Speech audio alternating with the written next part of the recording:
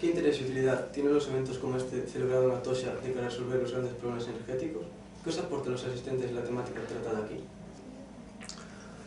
Bueno, este no es el primer encuentro que tenemos, este es el quinto ya encuentro que ha organizado el grupo de Energy Economics, liderado por Javier Lavandeira, y yo creo que es muy importante porque este encuentro, a diferencia de otros encuentros, junta hacedores de política pública, o sea, la gente que está en los gobiernos tomando decisiones de política, con gente que está en la academia, que están haciendo investigación y están de alguna manera documentando qué políticas funcionan, qué políticas no funcionan, y yo creo que esta mezcla de tener en una misma sala tanto científicos o académicos provenientes de las universidades de distintas partes del mundo, o sea, hay gente de todas partes, junto con la gente del gobierno y también de las empresas, que son los que finalmente toman las decisiones.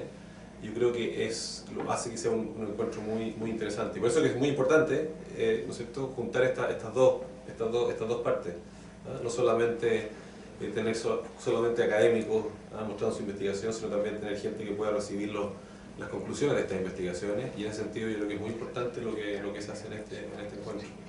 Y va a tener implicancia. Ahora, lo que pasa es que uno no puede ser muy optimista porque estas cosas toman mucho tiempo.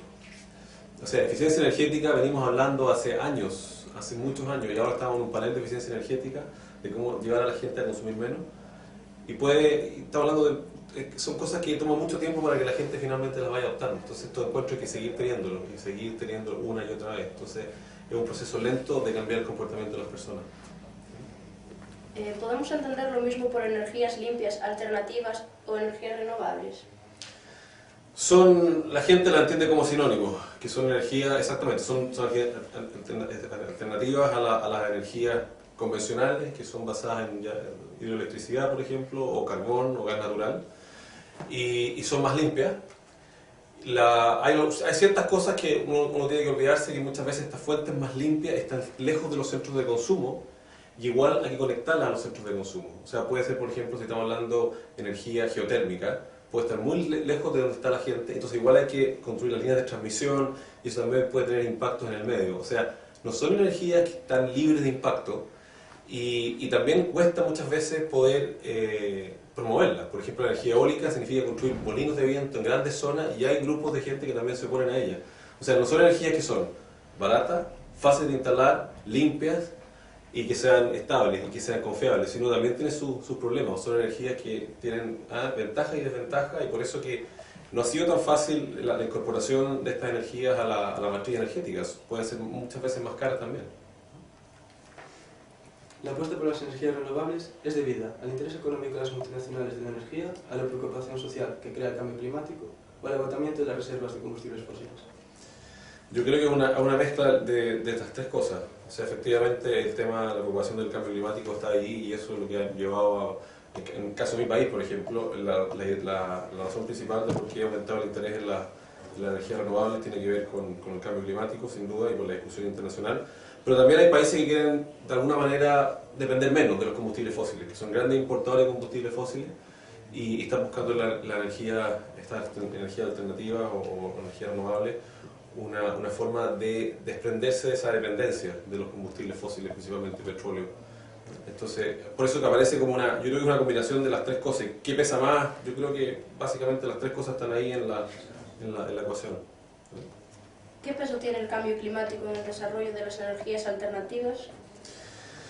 Bueno, está conectado con la pregunta anterior. Yo creo que tiene un peso importante. Ahora, si ustedes se fijan, hay muchos lugares en donde el cambio climático todavía no había entrado, y igual estas energías alternativas entraron, y la razón ahí fue, por ejemplo, dependencia. Tratar de depender menos de importación de combustibles fósiles, por ejemplo, y por eso que fueron muchas veces introducidas. Usted es chileno. Galicia y Chile son dos territorios costeros que comparten ciertas características del paisaje, que son montañosos, costeros y con riesgo trampolinismo, que les permitiría ciertas semejanzas en el tipo de energías renovables a utilizar. Por respecto a esta cuestión, queremos hacerle tres preguntas. La primera, ¿la energía hidráulica debería descartarse en el futuro por el enorme impacto que tiene en los ecosistemas fluviales? Ahora, nosotros tenemos un gran problema ahí, o sea, tenemos bastantes recursos hidráulicos, pero hoy día, por ejemplo, estamos enfrentando un montón de oposición de grupos ambientalistas por desarrollar estos recursos hidráulicos, especialmente en el sur de Chile. Eso es para las grandes represas hidroeléctricas. Para los proyectos más pequeños, que son esas centrales de pasada y que básicamente, ¿no es cierto?, el río fluye son centrales más pequeñitas, hay menos oposición, pero en las grandes instalaciones hidroeléctricas hay un montón de ¿cómo se llama?, de oposición también por parte de los grupos ambientalistas, y nosotros hoy día estamos en Chile en un zapato chino, porque por un lado estos mismos grupos ambientalistas están diciendo que tampoco podemos instalar, o sea, utilizar energías convencionales como combustibles fósiles por las emisiones de CO2, de carbono, pero tampoco quieren estos grandes proyectos hidroeléctricos, entonces no nos queda mucha alternativa. Entonces la pregunta es, bueno, ¿qué hacemos? ¿A qué energías recurrimos? Porque la energía, ustedes la mencionan acá varias veces, esta energía renovable todavía no está en una escala suficientemente grande y a precios suficientemente bajos que puedan reemplazar estas energías convencionales. O sea, todavía queda un buen camino por recorrer antes que estas energías renovables o alternativas puedan de alguna manera reemplazar a las energías más convencionales, que en nuestro caso es básicamente carbón, la empresa termoeléctrica o hidroeléctrico. O sea, nosotros tenemos el 40% de nuestra materia energética es hidroeléctrico. Y basado en grandes represas, ¿no? Y ahí estamos también sufriendo un montón de problemas de poder implementar estos proyectos. La segunda pregunta es si se puede considerar que tendremos un futuro prometedor para la producción de energía monomotriz. En Chile ha habido algo de investigación, pero lo que parece mucho más promisorio, en el caso de nuestro país, es por ejemplo la energía geotérmica. Parece mucho más promisorio que la maremotriz. Y yo diría en primer lugar quizá la energía solar. Hoy día estamos encontrando que hay paneles solares que son bastante más baratos de lo que existían antes. La energía eólica también en segundo lugar, y la geotérmica yo diría en un tercer lugar, o quizás antes. Pero la maremotriz yo creo que está bastante más abajo dentro de las prioridades y las cosas que se pueden impulsar. Eso es lo que hemos visto. ¿La energía eólica aún tiene mucho que aportar? Yo creo que tiene un límite, porque es una energía que no es muy estable. O sea, de repente cuando el viento sopla, tenemos energía, cuando el viento no sopla, no tenemos energía. Entonces, hay dos problemas con la energía eólica. Muchas veces que están lejos de los centros de consumo, igual hay que hacer toda la instalación de las líneas de transmisión eléctrica, y eso es un problema. Y lo segundo es que efectivamente no son estables en el tiempo, o sea, en la noche no funcionan, no hay viento. Entonces, muchas veces hay que instalar una capacidad de respaldo a esa. Entonces, tienen que aportar, yo creo que tienen que aportar, pero no es la solución. O sea, yo creo que van a aportar de forma marginal, o sea, van a ser parte de un grupo mucho más grande de energía. O sea, yo veo imposible que un país, por ejemplo, pueda confiar en más del 50% de su energía en energía eólica. Yo lo veo más bien como uno de las tantas fuentes a las que uno tiene que recurrir. Parece ser que los medios de transporte son los grandes causantes de la contaminación atmosférica y del cambio climático. ¿Se puede afirmar que a corto plazo dejará de haber vehículos tan contaminantes? Nosotros vemos lo contrario. En el caso de los países en vías de desarrollo, yo he estado trabajando un poco justo en este tema de cómo lograr que la gente deje el automóvil y se suba al transporte público, y la verdad que en los países en vías de desarrollo, incluyendo el mío, vemos que la gente cada vez está comprando más automóviles, y los automóviles son, desde el punto de vista de emisiones, quizás son más limpios desde el punto de vista de contaminación local, que es material particulado, ese tipo de contaminantes, pero desde el punto de vista de emisiones de CO2, de carbono, siguen siendo altamente contaminantes en ese respecto. Y yo creo que es difícil ver un cambio importante ahí. Yo creo que la solución pasa, o sea, para que entren vehículos eléctricos, otro tipo de vehículos, yo creo que va a faltar un tiempo grande todavía. Yo creo que la solución pasa por de verdad tener transportes públicos que sean eficientes y atractivos para las personas. O sea, yo creo que es el gran desafío de muchas ciudades en el mundo, ¿no es cierto?, que está en desarrollo, es lograr tener sistemas de transporte público atractivos para la gente y que desincentiven el uso del automóvil y la compra del automóvil. Ahora, lo que yo creo que estamos perdiendo es esa lucha. En el caso, por ejemplo, de mi ciudad, de Santiago, efectivamente tratamos de hacer una reforma del transporte público y no resultó bien. Usted participó en un estudio sobre el efecto de distintas políticas de transporte sobre la contaminación ambiental en la ciudad. ¿Cuáles de las siguientes opciones considera que serían las más adecuadas para reducir la contaminación producida por los medios de transporte? Transporte público, vehículos privados ecológicos, restricciones en el uso del transporte privado en cascos urbanos o medidas de concienciación de la sociedad. Bueno, lo que hemos aprendido nosotros desde el trabajo, efectivamente, como tú preguntas, tratando de entender el uso, ¿no es cierto?, o la decisión de la gente por automóvil privado versus transporte público. Yo creo que aquí hay que combinar dos cosas. Mejorar el transporte público de verdad, o sea, un transporte público que sea atractivo, cómodo, y lo segundo, hacer el uso del automóvil más difícil. Y ahí hay distintas, porque nosotros, por ejemplo, el caso de Santiago y muchos otros países, ha costado mucho introducir medidas. Hay países más desarrollados que lo han hecho, Londres es un buen ejemplo. Efectivamente, hacer el uso de automóvil más caro, con tarificación vial, o sea, si uno quiere ir al centro tiene que pagar por usar el auto, hacer, por ejemplo, el estacionamiento de los autos algo más caro, y hacer tener el auto más caro, incluso impuesto a la gasolina, o sea, hacer el uso del automóvil, hacerlo más caro, pero al mismo tiempo mejorar el uso del transporte, o sea, mejorar el transporte público, mejorar la calidad del transporte público, tanto en frecuencias de buses, lugares donde uno pueda llegar. Hay que hacer las dos cosas al mismo tiempo, no basta con una.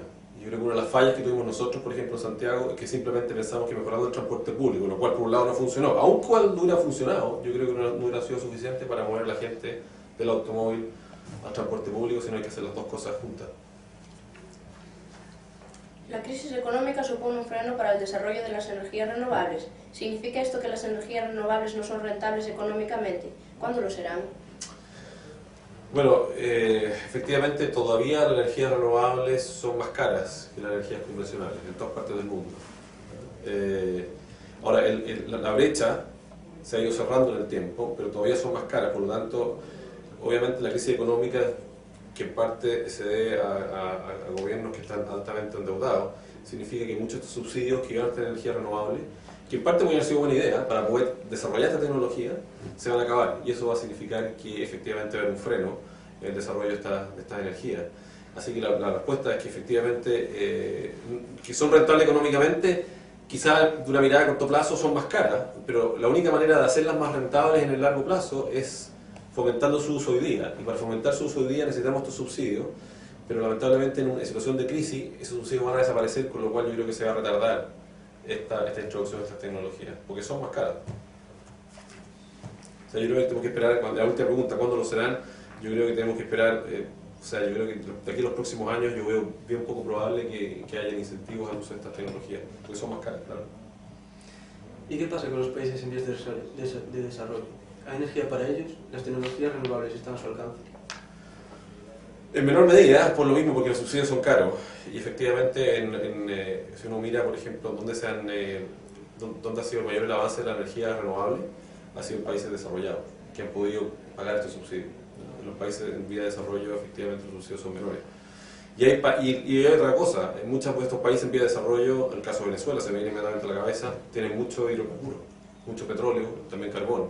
Y efectivamente ahí la energía renovable les cuesta mucho entrar, porque los precios son mucho más bajos de esa energía.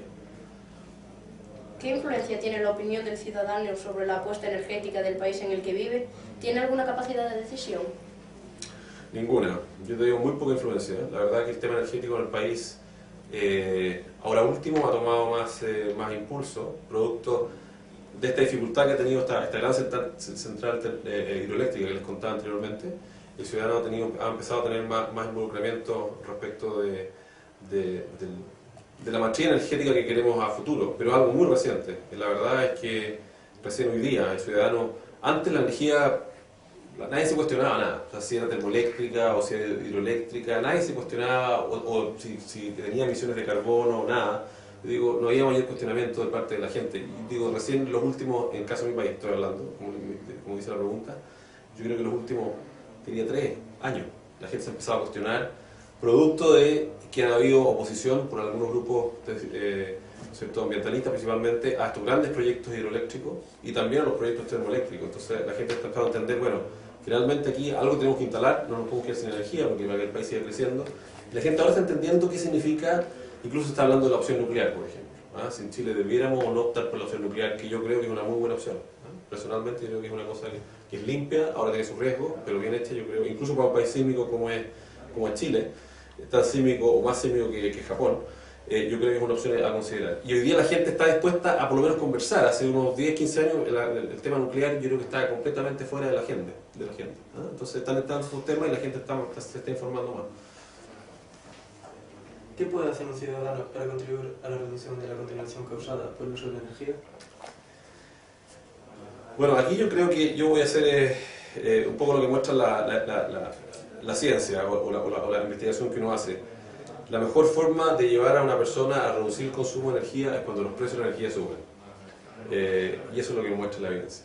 O sea, uno puede tener muchas campañas, colocar fotos y cosas, avisos en todas partes, que conserven la energía.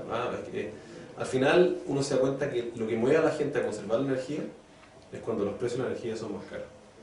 Entonces yo creo que ese es el mecanismo más eficiente para mover a la gente a conservar la energía.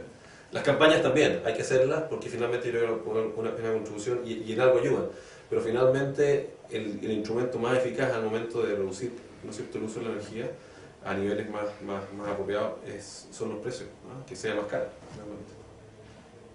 El que contamina debe pagar, y si el que contamina es pobre, ya que no tiene recursos y no tiene acceso a las energías limpias. Yo creo que en principio sí, el que contamina debe pagar. Y yo creo que uno, en el caso de la población más pobre, nosotros tenemos, ¿no es cierto?, una fracción importante de gente con bastantes pocos recursos. Yo creo que ahí el gobierno tiene un deber de poder, de alguna manera, aliviar a esas personas de estos costos más altos. Y de hecho lo hacemos. Por ejemplo, mucha gente no paga por electricidad o paga un consumo subsidiado. También lo mismo, por ejemplo, por agua y por vivienda. O sea, a la gente hoy día se le entrega vivienda a esos segmentos más humildes, de menores recursos, se le entrega mucho apoyo. Y lo mismo debería ocurrir acá. Pero la gran cantidad, ¿cierto?, el resto de la población deberían enfrentar los precios tal cual, con los costos, con lo que cuesta verdaderamente hacer las cosas, ¿no?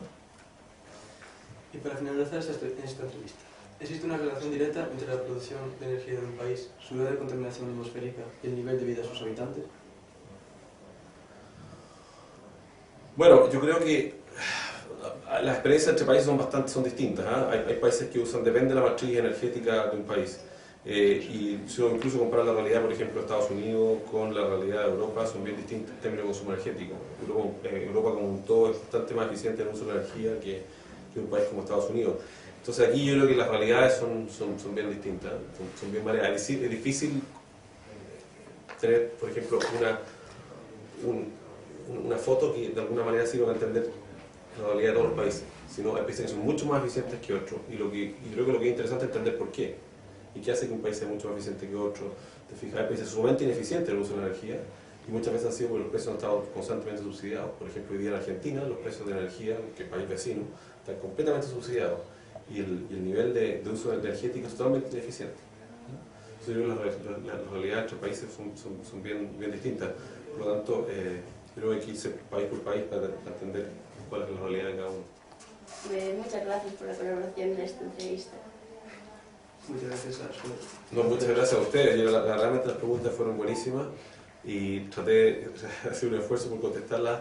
Son preguntas bastante profundas, que requieren muchas preguntas. Efectivamente no hay una respuesta, sino son cosas que incluso se deberían seguir investigando.